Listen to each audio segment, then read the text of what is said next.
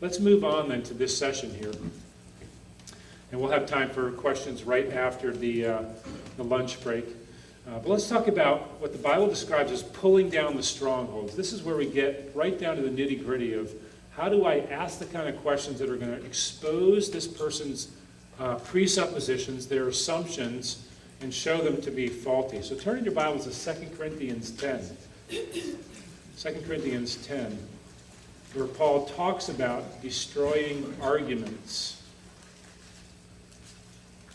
And Proverbs 21:22 says this, "A wise man scales the city of the mighty and brings down the stronghold in which they trust." And what that means is basically at the root of a person's worldview, or the root of a person's belief system, is a trust in an authority. Either my own mind, my own reason, or my professor in college, some philosopher or scientist, Richard Dawkins, the God delusion, or my trust is in the Pope or in some religious figure. You want to ask questions that get them to show what they really trust in. So then you can begin to show that whatever that thing is they trust in, if it's not God, as revealed in Scripture, it cannot provide the basis for belief. So 2 Corinthians 10, beginning in verse 3, Paul says, "For though we walk in the flesh," we're physical beings, "we are not waging war according to the flesh." We don't take up jihad. Christians, we don't attack for the gospel. We don't punch people in the face to show that they're wrong. Okay, we don't have physical weapons, but rather the weapons of our warfare are not of the flesh, but have divine power to destroy strongholds. Paul says, "We destroy arguments and every lofty opinion raised against the knowledge of God, and take every thought captive to obey Christ." Now, again, this is not to be done in an aggressive, arrogant manner. Peter tells us in 1 Peter 3, do this with gentleness and respect. However, so I'm going to treat the person with gentleness and respect, but I'm going to seek to undermine and pull down, destroy the thing that they trust in contradistinction from the gospel, in contrast to Jesus. I want to take away from them what they believe in. So we use a few metaphors here. Notice, first of all, there's the metaphor of pulling the rug out from under their feet. So when my kids were little, we would do this sometimes. We had a little piece of rug, and they'd stand on it, and they had very puffy diapers, and we'd strap a pillow to the backside, and we'd pull it out from underneath, and they'd fall down, they'd laugh, they'd get up, do it again. Until then we started to worry about concussions and things like that, so we didn't do that anymore. But you know what happens? We use that phrase, pull the rug out from underneath me. In other words, the thing I'm standing on is suddenly removed. And that's what we want to do by asking questions and showing this person that what they trust in doesn't hold up. You're taking away from them the very thing that they're standing on to attack Christianity. So that guy in that long conversation at Starbucks that I talked about last night, at the end he stood up, he said, "I don't even know what I believe anymore. How do you know anything?" And he was reduced then to asking, how can I even know anything? And then I can bring in Christ and show he is the foundation of wisdom. He is the basis for all that we know. Another metaphor we use, as I said before, is judo, or disarming unbelievers in the battle of beliefs. So a lot of apologetics is portrayed as a head-to-head battle, one-on-one. What's that? Okay, I thought someone said something. So I'm hearing voices. Disarming unbelievers. In other words, a lot of people feel like if the unbeliever comes at me with an objection, I need to come back with a response. And it becomes this confrontational, sometimes aggressive thing, and that's not what we're going for. Hopefully the way you do apologetics leaves the door open for continued conversations. So that you can have an unbelieving friend that over the course of months and years, you maintain a friendship. And occasionally the issue of Christ comes up, or frequently, and you do it in such a way that they want to be around you, that they want to have that relationship. So my wife works at the hospital in Lancaster. She's an administrative assistant for a doctor there. And one of her coworkers, several of her coworkers, are very antagonistic agnostics. And one in particular, very bright young woman in her late 20s. She has a college degree in computer science, master's degree in conflict resolution from the University of Jerusalem. And she lived in Israel for several years because she wanted to be part of the peace process. And she moved to Ireland, met her husband, who was a former Irish Republican Army fighter. And they got married, and now they're living in Lancaster, Pennsylvania. And both she and her husband are strongly antagonistic to any religion. So my wife starts this job 2 years ago, and within the first week, this young woman and several others find out she's a Christian. And almost daily, they're hammering her with objections to the Christian gospel. And my wife, who's not an apologist, she's just a regular Christian. She doesn't read the books I read. She doesn't enjoy deep discussions in philosophy. But she just decided, I'm going to answer gently and kindly, even when this girl is aggressive. And over the last 2 years, my wife has become this girl's best friend. And she's still a strong agnostic, but now we've had opportunities to have discussions. I've had lunch with her and another coworker with my wife at the hospital. We run into her and her husband all the time, and we have discussions. And a friendship has been built, and the conversation is ongoing. Doesn't happen every time, but just by the way my wife has handled it in kindness and love and showing kindness to this young girl who has a really bad relationship with her mom, and even said to my wife one time, I don't know how to forgive my mother. And my wife's thinking, you have a master's degree in conflict resolution, and yet you don't know how to make up with your mother. And my wife shared some of her own experiences in life in which she's had to forgive. And she just keeps coming back to my wife saying, I don't know how you forgive people. Help me. And my wife just keeps saying, you need Jesus to help you. You can't do this on your own. I don't believe that stuff. So she'll go away for a few days, come back. You got to help me. I can't forgive. And my wife's just gently continuing the conversation. And what happens then is you disarm that person intellectually where they realize that all my objections really can't help me. My agnosticism has failed me because I can't even forgive my own mother. And that's how, as a Christian, you present this winsome, attractive view of the Christian life where you can handle suffering, you can handle difficulty, and the unbeliever can't. So let's take a look at then, what is this passage teaching us? Number one, it's teaching us that we need to challenge the authority of the unbeliever's belief system. We need to challenge the authority. In other words, I don't want to dwell on the fruit, the things that they're primarily talking about. How do you believe in a Bible that's 2,000 years old? How do you believe in a God you can't see? Well, you'll answer those questions, but really what you want to do is find out, well, why do you believe that? What makes you think that? And get to the root of the things that they're asking. So notice, to destroy a stronghold is to reveal the weakness of the authority in which the unbeliever trusts. So whatever that thing is they trust in, if I can ask questions that makes them begin to doubt that, I'm undermining the foundation. And you know this if your house foundation begins to have cracks and leaks and things like that, that it's a serious thing. It may take a long time before the house crumbles, but you can't deal with that. You can't deal with that kind of leakage. Last summer was my wife and my 25th wedding anniversary. And unbeknownst to her, I had been saving for years to go to Europe, take her on a trip.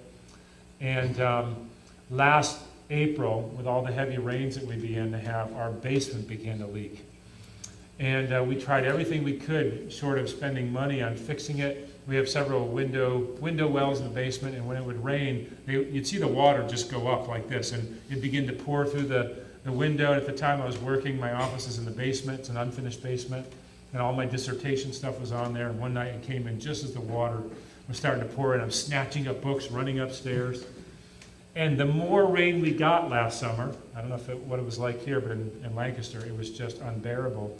Water started coming in. One night, water came in from all edges of the basement. Rivers were forming. We were rushing around. Fortunately, my son was home.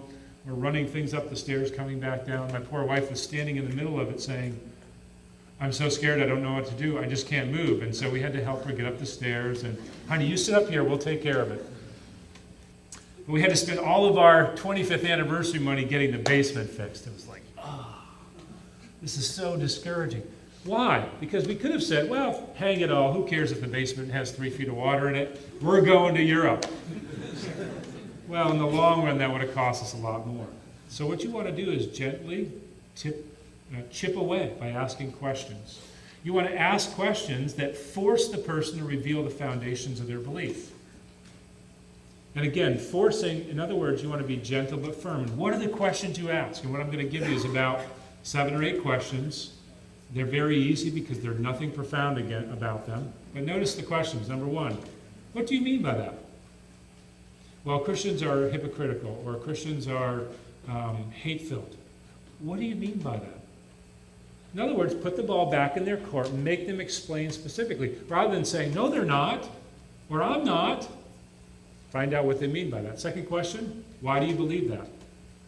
Well, I think God is everywhere. Oh, really? Why do you believe that? Again, it's not an arrogant question, it's just you're trying to probe to get to the point of what they believe. Next one, how do you know that?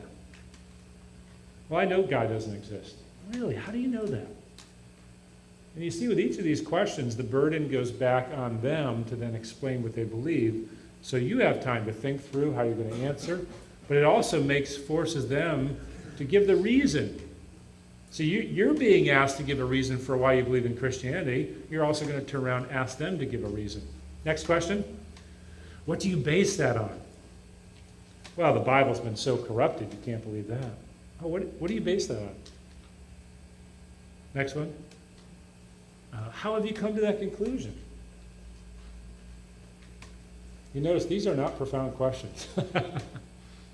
But every one of them gets to the root of what that person believes themselves, so you can begin to show them, before I'm going to present the Christian faith in all of its fullness, in all of its rationality, I want you to explain why you reject it and what do you believe. And here you're asking me to justify my belief. Can you justify your own belief at the same level? Next question. Where did you get that idea? So when the guy said, well, when Jesus sinned, I said, well, where did you get that idea? Well, it's in the Bible, isn't it?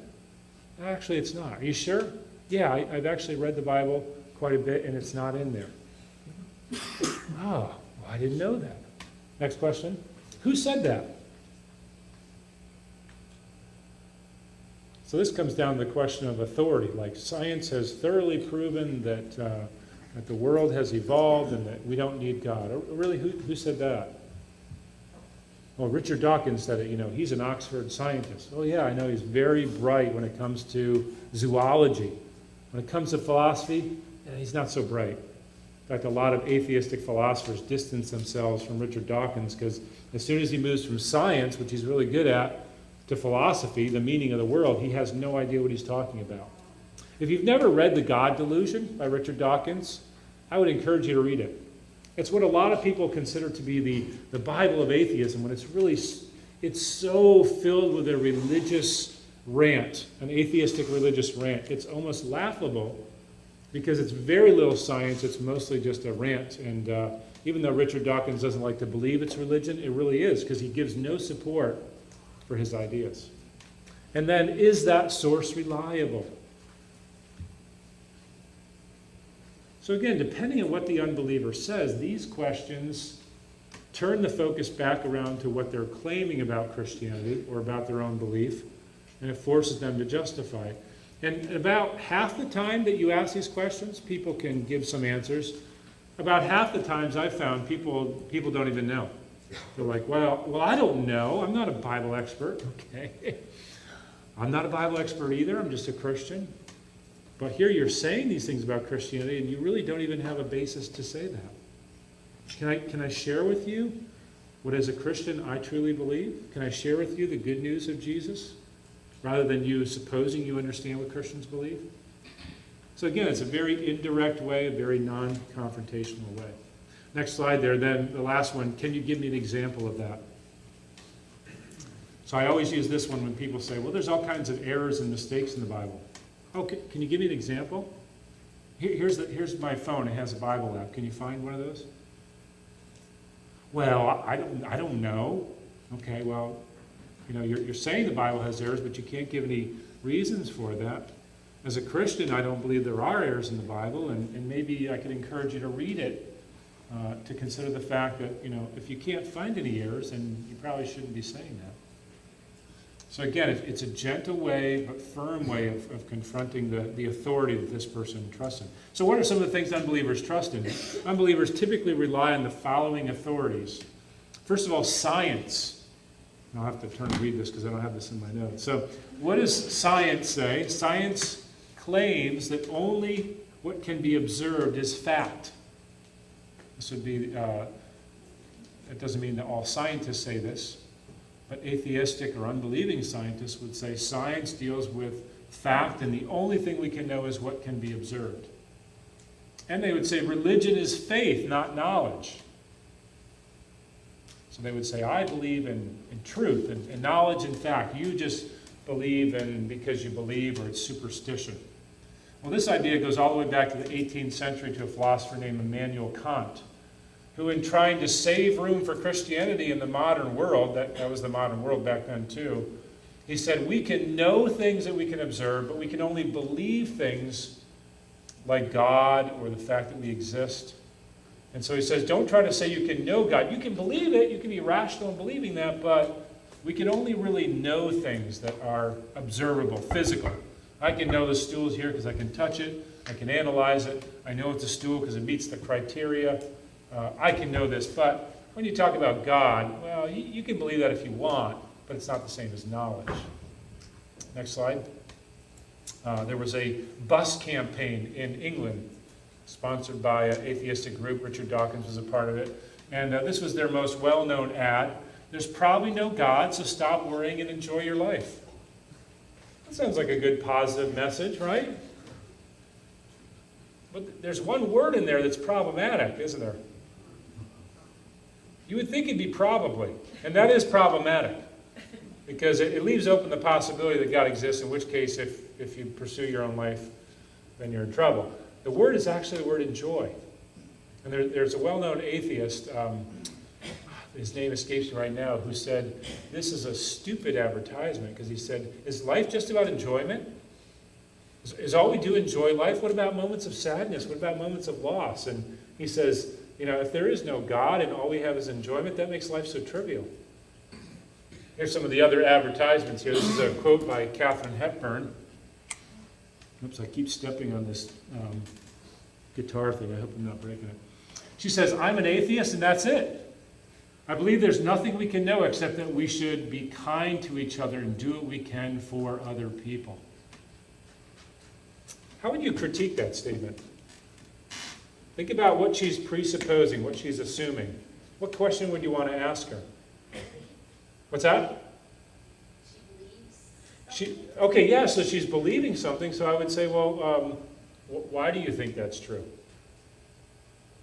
How else would you ask a question to get to the root of the thing that she says? The one exception, be kind to one another. Yeah, why? Why be kind? If there is no God, there's no greater virtue in kissing someone than killing them, right? Why not be like Friedrich Nietzsche? If you've ever heard of Nietzsche, he was a 19th century philosopher. He's the one that said, God is dead. We have killed him. He says compassion is a sign of death in religion, and Christianity is full of compassion. That's why it's weak. I had a friend one time that played rugby, and they had a Nietzsche-like saying on the back of the rugby shirts, hurdle the dead, trample the weak. That was Nietzsche. And Hitler loved Nietzsche. A lot of Hitler's policies come out of reading Friedrich Nietzsche. If there is no God, then that's okay. So you're going to be kind, Katharine Hepburn? I'm going to come steal your money, because if there's no God, there's no more virtue in one and then in the other. Oh, society might work better, but who says society should work your way? Here's the next slide. You can be good without God. Now, is it true that even atheists can live good moral lives? Absolutely. And some of them do. But there's really no rational reason for them to do that. There's no judgment coming in the end. There's no objective standard for right and wrong. So while they may lead a good moral life, maybe even better than some Christians, there's really no reason that they should do that and not do something else. Next one. So that's science. So some people would believe then that we can only know the things that exist in this world. Another thing that unbelievers often rely on is reason. Only what the mind and society deem to be reasonable is true. This is the realm of philosophers. Philosophers and scientists don't always get along. Philosophers say it's not about what we can observe, it's about what the mind can conceive. That determines right from wrong. And here you have the famous thinker statue. I don't know if the original or a copy is in Philadelphia, but one of the two is there. Here's another one, philosophy. Reason is about the mind. Philosophy is only what intellectuals and academic institutions hold can be true. So it's not each of you, your individual mind, rather, what do people say at Princeton? What do philosophers say at Oxford or Cambridge or Harvard? That's what really matters. And let me tell you, these people who teach at these academic institutions, typically brilliant people, typically their writing is full of nonsense. I'll give you an example over at Princeton. There's a guy named Peter Singer, who is the director for I think it's called the Center for Human Life and Dignity. So think about that, the director for the Center for Human Life and Dignity. Years ago, Peter Singer wrote this: when a person gets so old that they need nursing home care, the state should put them under because we shouldn't be draining resources from the country to keep these people alive when they're going to die anyways. It's interesting, however, when Peter Singer's own mother needed care, she went to a nursing home. And someone found out about that and confronted him, and he said, well, it is a little different when it's your own family. Peter Singer also wrote a book with a German philosopher named Helga Kuse, and it was entitled Should the Baby Live? And they not only said that abortion should be on demand with no reasons whatsoever, but they said up till 3 months after a baby is born, the parents ought to be able to decide whether it lives or not. This is the guy who's the director for the Center for Human Life and Dignity. And yet he said, parents shouldn't have to be stuck with a baby if they find out 3 months in that it's not important to them. So let me encourage you that don't hold up scholars as somehow they have special access to the truth. Truly, the only access we have to the truth in a way that's non-contradictory is in Scripture. And that's why you can have greater wisdom than someone with multiple PhDs that teaches at Princeton, because truth is found in Jesus Christ. Another thing we rely on is religion. Some are going to say sincerity in your belief is all that God, however you conceive of him, requires. And so a lot of people trust in the fact that God will just accept you if you're sincere. And you've heard the answer to this one before. I can sincerely believe that the plane I'm getting on is going to land safely, but that has no bearing on whether that really happens or not.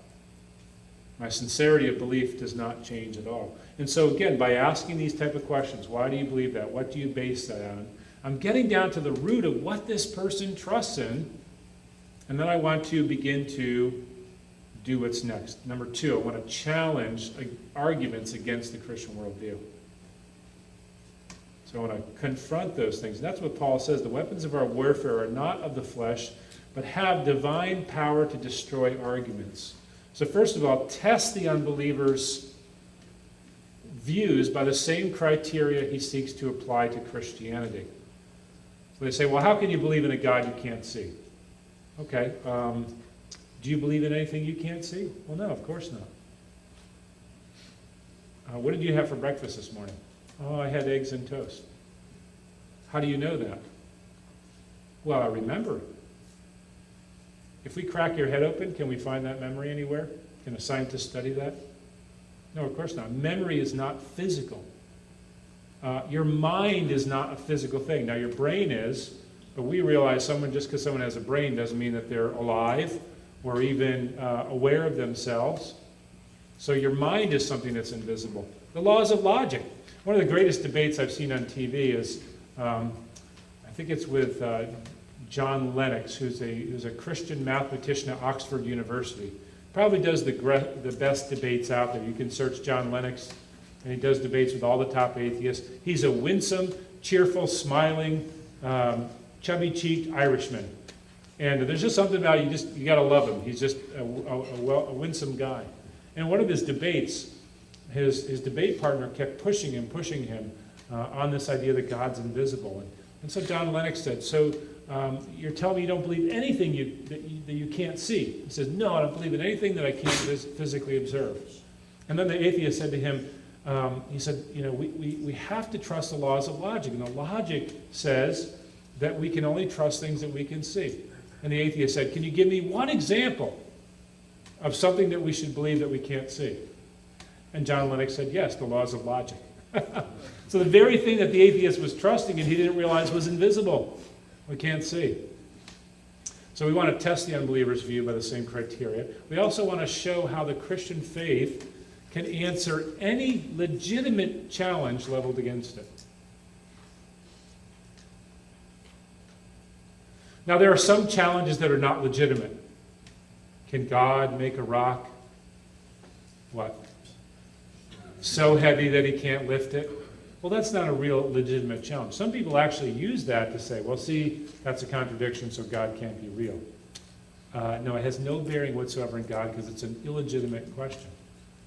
When someone says, prove to me right now that God exists, in one sense, it's an illegitimate challenge. Remember, because this person already knows God exists. Everything in the universe daily cries out that God exists. So I'm not going to try to meet that illegitimate challenge. But every legitimate challenge that any unbeliever can throw at the gospel, at the Bible, at the truth of God, can be answered. And I want to encourage you in that. Part of my study in apologetics is I tried to chase down every rabbit trail.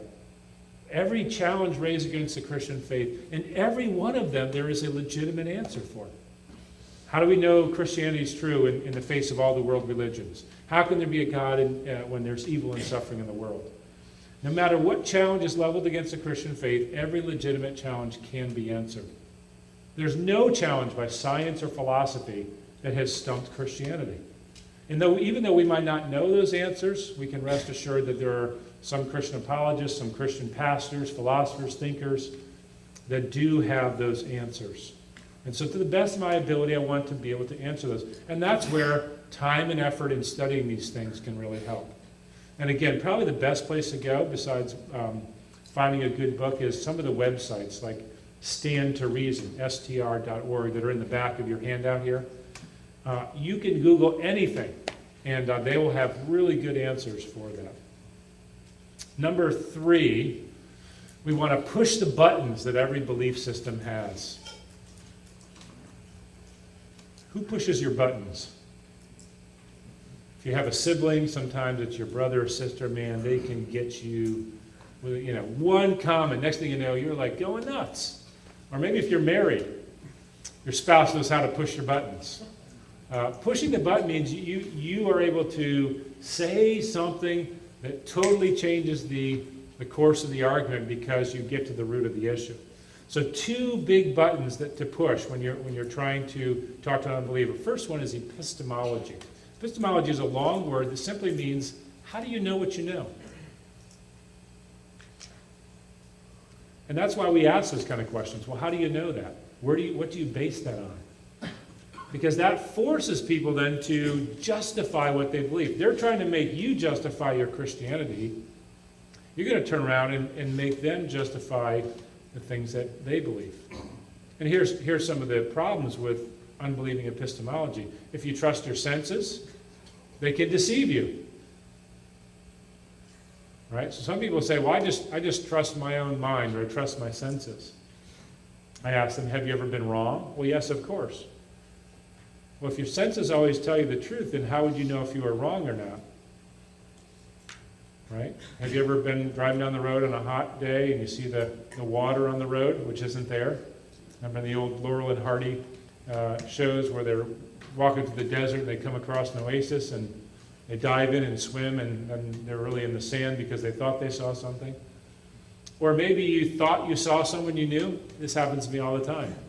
And I've learned not to act on it. I think I see my wife walking downtown in Glassboro, New Jersey. Okay, there's no reason why she's here, so it's probably not her. It's probably someone who looks like her.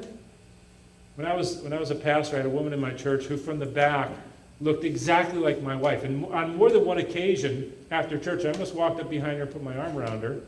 And her husband did that several times to my wife. And we finally said, would you two please dye your hair a different color so we can tell you apart? So you can be sure you know someone, and yet you can be wrong. So your senses can deceive you. If you trust your reason, you can be fooled. So maybe it's not your senses, but you say, I trust my mind. And yet we all know the frustrating experience of being so sure about something, and then suddenly you find out I'm completely wrong. You know, I'm sure I left my keys here, and they're not here. And your wife says, oh no, I remember you came in and you tossed them in your shoe. Why would I do that? I don't know, but you did. And you realize, or maybe your mind, the way you think about something. I'm sure that, you know, when I come to church on Sunday morning that, you know, Ted's 7 feet tall. You know, for whatever reason you might believe that, you come to realize, oh, that's not right. If you trust some authority, it can change or be wrong. One of the most interesting things that's happened in the last few years is, for about 100 years, people who worked in the field of sociology held what they called the secularization theory. That as a society became more technically advanced, technologically advanced, that they would become less religious. And for 100 years, sociologists said this is the absolute truth. The only problem is a few years ago, they finally had to admit it was wrong all along. So something that authorities said was true for 100 years is now very clearly wrong. No one believes it anymore in the field of sociology. Now, it was true in Western Europe that the more Western Europe became technologically advanced, the less religious they became, but it's true nowhere else in the world. And so we have to be really careful in the authorities we trust. So that's why we want to ask people, why do you believe that? What do you base that on? Who are you trusting for your source? The second big button to push is ethics. I want to ask the question, how do you know the difference between right and wrong? How do you determine that? What is right and wrong and what makes them so? And there's two ways you can approach someone with this, because a lot of times in their worldview, they'll have in their mind what makes something right and wrong. First of all, and this comes up a lot when people say, how can you believe in a God when there's so much evil and suffering in the world? I'll say, well, what do you mean by evil? They'll say, well, you know, evil. I say, well, yeah, I mean, I have a clear sense, but when you say evil, what do you mean by that? Well, you know, suffering and all that. And then I'll ask this, and this throws them for a loop. Well, why is suffering or murder or child abuse, why is that wrong? You don't believe that's wrong? Oh, I do believe it's wrong, but why do you believe it's wrong? Well, everyone just knows that's wrong. I said, no, not necessarily. So I'll ask them, if you believe in good, wouldn't you have to say, or if you believe in evil, wouldn't you have to say then that there's good to contrast? I can go to the next slide. Oh, actually, this is a little cartoon by Calvin and Hobbes. I'm going to have to read it to you because it's probably too small. But Calvin says to Hobbes, his tiger, I don't believe in ethics anymore. He says, as far as I'm concerned, the end justifies the means. And then he goes off on kind of a rant.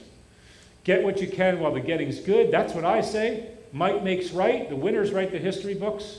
It's a dog-eat-dog world, so I'll do whatever I have to and let others argue about whether it's right or not. And then Hobbes shoves him in the mud. He's like, why'd you do that? Hobbes says, you were in my way. Now you're not. The end justifies the means. He says, I don't mean for everyone, you dolt, just me. And that's the way a lot of people are. They want other people to act ethically right, but they themselves don't want to have to be bound to that. So when I ask people, so you're concerned about evil in the world, and I would tell them sometimes, that's a good concern. I'm glad you're bothered by injustice. I'm glad you're bothered by suffering. But the question is why? And there's several things you can do. First of all, I say if there's evil, then you're assuming that there is a good that contrasts that, right? Well, yeah, I guess so. Because if something's evil, then it's not good, right? Okay. So, and if you're saying that there's a difference between these two, then secondly, there must be a moral law which distinguishes these. This is an old Ravi Zacharias approach. So there's something objective which tells right from wrong, right?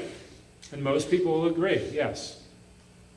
Well, if there's a moral laws don't come into being by themselves. So moral law must have a moral lawgiver. Right? There's got to be someone that, this moral law is not arbitrary. It doesn't change day by day. Yeah, that's true. So you're asking about evil. How can there be a God in a world where there's evil and suffering? But if you think of evil, evil assumes a moral lawgiver. So you're wondering how I can believe in God when the fact that you're concerned about evil points to the fact that there must be someone who distinguishes good and evil. And now we're right back to God. So what's your question again? Yes? Question? Oh, yeah, sorry, I didn't know you were asking a question, but I heard that this guy who actually told me, he has a kind of this unique argument for this good and evil, and that he believes in God, he's a believer in the resurrection, but he believes that good and evil is the unknowable and inconceivable. It is the laws of God, and that the reason we know good and evil is because of, well, he doesn't really call it, sometimes he calls it the one, or the I am that I am behind everything. Okay, so what do people do if they want to argue that whoever it is that's a lawgiver, we can't know him? My response would probably be, how do you know we can't know him? Again, I'm going to put it back in their hands. And I would say, as a Christian, I believe God has revealed himself. He's told us the difference between right and wrong in the Scriptures. You don't know who the lawgiver is, and so you don't really have a theory about that. Here's the Christian position on this. He just says you can't be objectified, but you can only be subjectified. Yeah. So he says you can only be subjectively recognizing good and evil. I would say, is that absolutely true, that it's subjective? Are you telling me that objectively, that good and evil is subjective? Because if you're right, then you're wrong, and if you're wrong, then you're wrong. So you can't have it both ways. You either have to have an objective lawgiver, in which case you can have an objective law, or you can't know who it is, and therefore you don't even know if the law is there. So I would try that approach. The other thing is, I would tell people, you are right that there's evil in the world. And you recognize that there's suffering, and that's a good thing because there is. My question to you is, why is that a problem? Especially people that want to push evolution, and yet they want to talk about evil in the world. I would say, listen, if you believe in evolution, then the world is the way it's supposed to be. In evolution, the world's not broken. It's the way it's supposed to be. So why do we get bothered by violence? Because if this is a struggle for survival, we should expect this, and it shouldn't bother us one bit. We should all be fighting for our own survival. But I often say, but intuitively you know there's something wrong with this world. And the Christian has an explanation for what's broken. I can tell you this is not the way God made the world. It's broken, it's under a curse, and the only hope we have is the one who's going to fix this and make it all better. But if you're bothered by evil and suffering, then you should give up evolution because you have no reason to be. Again, I'm trying to show there's a contradiction in trying to hold both. Very quickly, the last aspect of ethics, and I find this to be so helpful in talking to people. When I ask them, or when we come up with the subject of good and evil, I say, how do you know the difference? What's your standard for good and evil? What's the standard for right and wrong? And they often say, first of all, well, it's my own personal opinion. Everyone should do what's right for themselves. So 3 years ago, I was sitting in Starbucks. I have a lot of conversations in coffee shops. I think people go there to talk, so it's a natural thing. And he was sitting there, he's reading a book by Deepak Chopra. If you know who Deepak Chopra is, he's a New Age guru. He's on TV. He's sold millions of books. He's worth a lot of money. And it was a book about self-actualization, how to experience the greatest you, how to find, complete fulfillment.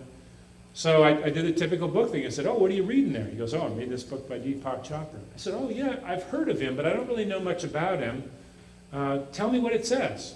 He goes, well, we're talking about how we each should seek our own self-actualization. I said, oh, what's your religious background? Did you grow up in this? He said, no, I grew up Mennonite. So interesting, a New Age Mennonite. I said, what was your journey? What was your journey from Mennonite religion to New Age? And so he told me he had some health problems. No one had compassion on him. It caused him to despair. And he found hope in the New Age religion of Deepak Chopra. And I said, so what's the basic premise? He said, the basic premise is we should each seek to find our own fulfillment, our own actualization. And if we would do that, the world would have peace. I said, okay. what if in my attempt to find self-actualization, since I'm bigger than you, I rob you?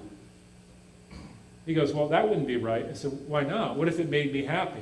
He goes, oh, I see where you're going with that. He goes, well, if you needed what I had, you could take it. I said, really? I said, so you're saying that if right now when we're talking, if someone went to your house and stole everything, you'd be okay with that, cleaned you out?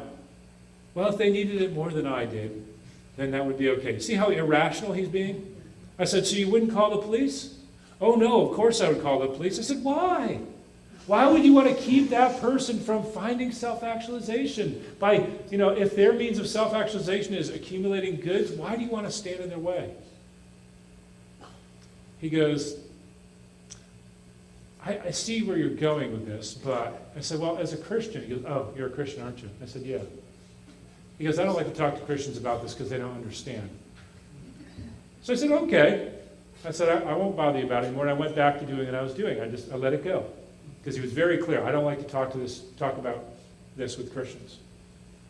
So I went back to doing what I was doing, reading and everything. About 10 minutes later, he couldn't stand it. He snapped his book shut. He said, you know that thing that you said? What's your answer for that? I said, my answer is this, is that right and wrong is very clear because it comes from the nature of God, and God's revealed that in Scripture. And so you want to say that we should each seek our own self-actualization, but you understand that as soon as two people come together and they have different views of that, you're going to have conflict. I said, what do you do then? He said, well, society determines what's right and wrong. I said, oh, I'm so glad you said that. So he said, society determines laws, society determines moral standards. I said, what do you do with a society that's wicked? What do you do with Nazi Germany in the 1930s? What do you do with Cambodia after communism came in? Pol Pot kills every educated person in the country. Kills anybody that wears glasses because that might indicate you're educated. He drove people out of the cities into the countryside, and more than, I think, between 2 and 3 million people died in Cambodia. He forced everyone to become laborers, and everyone almost starved to death. I said, if that's what society determines, is that okay? He goes, no, well, obviously those societies are wrong. I said, but you just said society determines right and wrong. He said, well, common sense tells you it's wrong. So then people typically fall back on common sense. I said, oh, so in other words, there's just a common sense out there about right and wrong. He said, yes. I said, but don't you know that around the world there's very different ideas of common sense?